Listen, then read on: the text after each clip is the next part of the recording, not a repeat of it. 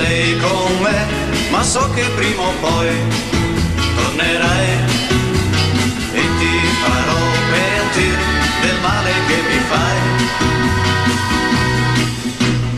Cara, se vorrai ritornare, prima soffrirai come me. Voglio ripagarti di ciò che hai fatto tu. Credimi cara, credimi cara, credimi cara. Io t'ho pregato già, io scongiurato già di ritornare, ma questa volta no, ora preghi tu.